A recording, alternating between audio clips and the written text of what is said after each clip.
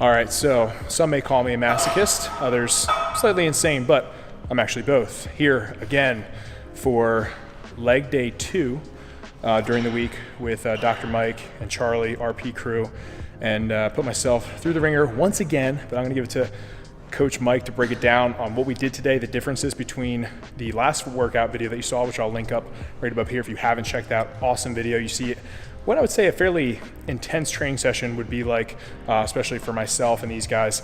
And then kind of what we did today. So without further ado, we got Dr. Mike. Yo. So we have 2 leg sessions during the week, typically. It's one of the splits we do. It's probably the most common split we do. And they are on Tuesday and Friday. The last video you guys saw before this, which is linked, was our Friday workout, which is slightly higher rep. And this one is slightly lower rep on average, though to be honest, hamstrings in that workout come first in the lower rep, quads come after in their higher rep. This time it's the other way around, quads first, lower rep, heavier weight, higher rep hams after. So we started with hack squats. No real good reason to start those than not starting with squats, but for us the good reason is that we've gotten so strong in the squat, it's really axially loading and compresses the spine a lot. Sometimes quads are no longer the limiting factor, it's how strong your back is, and our backs are strong enough to squat, but we might want to save our backs for bent rows and all kinds of pulls later. So we start with hack squats. In the first set is going to be between 10 and 15 reps sort of range, which is pretty heavy. Sometimes we go heavier still, where the first set is between 5 and 10 reps. So we did 4 sets of hack squats like that. The reps fall off every now and again just because of fatigue.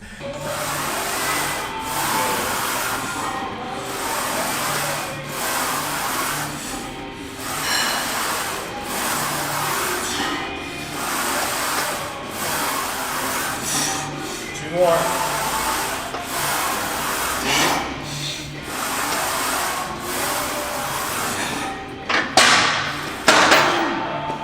Very good. Hey, Charlie, come on. That's it. Let's go. Come on. Nice. How you doing, brother? And then after 4 sets of hack squats, we went into 2 sets of high bar squats. Again, very quad focused. And there we worked with Joey on, do they call you Joey on the internet?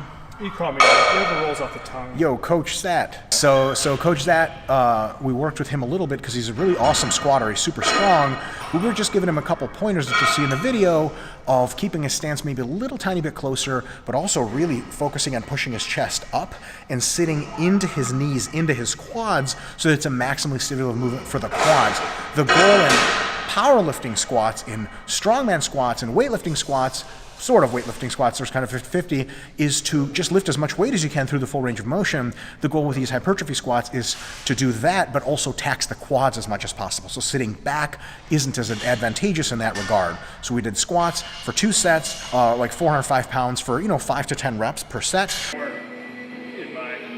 my knees to come forward. Can you bring your chest a little bit? Your heels together a little bit? More? A little more? Yeah. Try that. Put your toes in a little bit more. Yeah. How did that feel? A little better? Feels good. Yeah. Try that. Yeah. Sometimes when you go a little too wide, it lost some grip. Close one, 2 go. Like you said, into your hips. Down. You're close together. For me, I would. Yeah, force it.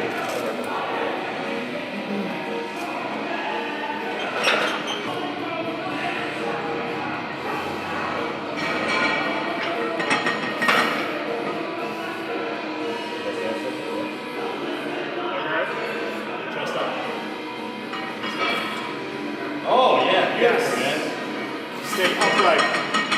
Big chest, up. Good. Stand straight up. Chest, up. Straight up.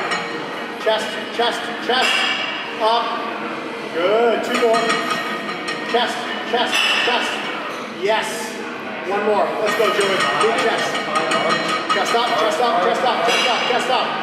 Up. Yes. Great.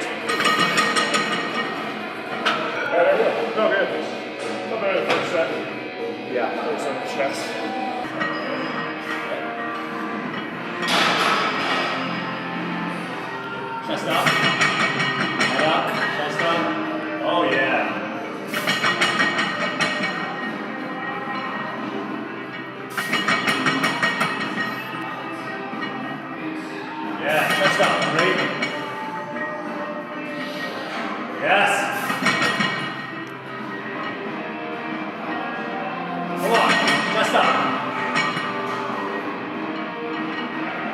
more. Oh, yeah. Yes.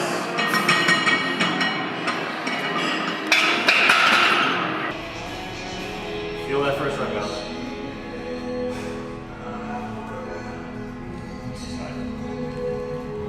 Yes.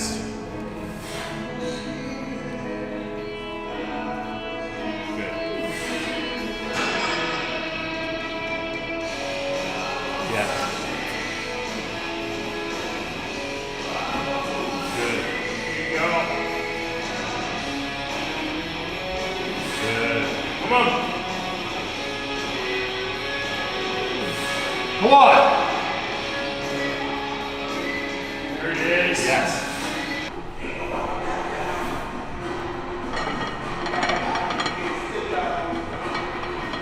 Nice. Come on, baby. Love that. It's a monster. Come on. Yeah.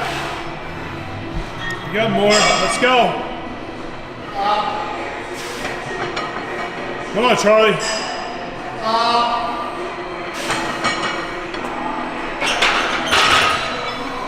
We went to hamstring curls. That's our lighter hamstring stuff, but it's towards the end, no big deal. You know, first set is roughly around 15 reps, and then the weight is the same, but the reps drop off due to fatigue. We did 6 sets, I think, 5 or 6 sets of hamstrings. Whatever we did last week, we usually add a set. If we're recovered, we were, so we did.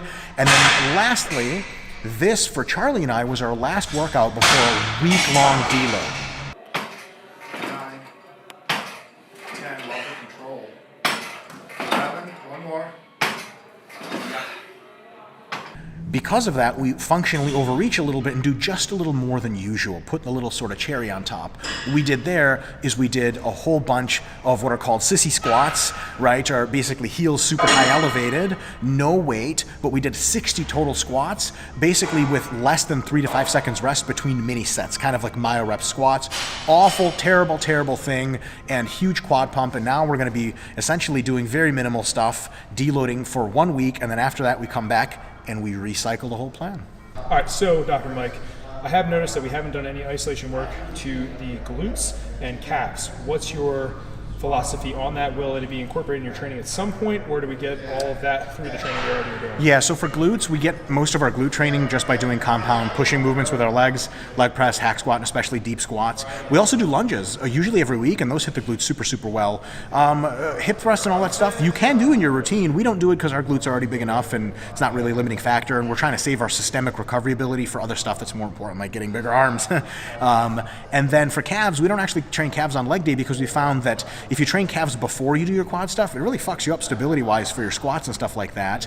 But if you do them after, you're so systemically fatigued that it's really just a dog shit workout for your calves, and it just extends the session. So what we actually do is we do calves before upper body workouts 3 times a week, because calves also recover quite a bit faster than quads and hamstrings. They're just not that big, and they seem to just recover pretty well, especially within certain volume tolerances. So what's been working super well for Charlie and I for training our calves is 3 times a week calves, 1 session relatively heavy, 1 session a little bit lighter, 1 session lighter still, Monday, Wednesday, Friday. And we get just a little bit sore or not sore at all every session, and we add reps and we add a little bit of weight and we add sets as needed. And my calves have grown visibly over the last year when I moved from 2 sessions to 3. So it's been working super well. Remember, there's nothing mystical about leg day. You don't have to train your whole leg in the same workout. You just have to make sure that all of your muscles over the week are attended to. If you want to learn more about that kind of stuff and how portioning muscle groups without the traditional split is a good idea, look up Eric Helms' full body program, Jeff Nippard full body program. And it's not really full body, it's just it gets the whole body in the week. Some muscles are trained 5 times, some 2, some 3. Give that a shot and let us know what you think. All right, so for all you guys commenting about locking our knees out on the hack squat, instead of me dealing with you, do you know this guy? He's a jiu-jitsu, what belt are you? Purple. He's a black belt, okay? Regardless of what he just said, he's a black belt, and he's coming for you, all you little trolls. So let's talk about it. Yep, I promoted myself to black belt. The black's a pretty color. Is it dangerous to lock out the knees on the hack squat? It's a two-factor question. Factor number one is it chronically deleterious to the structures of your knee to lock out with heavy weight? So there may be no acute risk, but over time, does it hurt your knees? The answer is we first of all have no reason to believe that that's the case. Second of all, we have reason to believe that evolution has designed the joint to be locked out because it fucking locks out. And lastly, I don't really know anyone who's been lifting a really long time, that has been lifting with proper technique, that says they can't lock out anymore because they did it too much. So I just don't think it's true for most people that locking out is going to end up hurting your knees in any meaningful chronic way. And if that's true for you, fine, but it's probably not true for a whole lot of other people. It's certainly not true for me. I've been locking my knees out in hack squats, leg presses, and squats for 18 years now, and my knees are healthy as can be, healthiest and strongest they've ever been. Also, your joint structures become resilient to exactly what it is you expose them to, and if you don't just start locking out your knees super hard out of nowhere, you're likely to just get really, really strong knees. The next question is, does it pose an acute risk of severe hyperextension at the top of a hack squat when you come up? You know, we've all seen that leg press lady video, leg press hyperextension lady. YouTube it if you don't have a gag reflex. If you have a gag reflex, don't fucking watch it because you'll pass the fuck out. So she sure as hell hyperextends her legs. The thing is, that is only some very, very unique, hypermobile, hyperflexible, like deleteriously so, badly so individuals can do that. Most people would have to try to violently, on purpose, hyperextend. Even that's hard. That's not what we're doing here. We're just locking out. It's much more gentle than it looks. It doesn't even feel weird on our knees. Look, if we were doing it and we were like, man, that really feels weird on my knees. It feels like I'm gonna, hyperextend. Of course we wouldn't do that, but it just doesn't feel like that. It's not the case, so don't worry about it. And lastly, stop being such a little biggity bitch about all kinds of shit in the gym. Doesn't that hurt me? Won't that hurt me? No, motherfucker. And if it will, fuck off. You're not in for this sport. You're not going to fucking survive anyway if you think every little tiny thing's going to hurt you. Where can we find you? Give us the plugs. Drop it all right now. Totally. RP Dr. Mike is my Instagram. Renaissance Periodization on YouTube. Good luck typing that in. It'll probably autofill. And at RP Strength, the company Instagram. Get us there, and we'll see you. Hell yeah. Thanks, brother. Peace.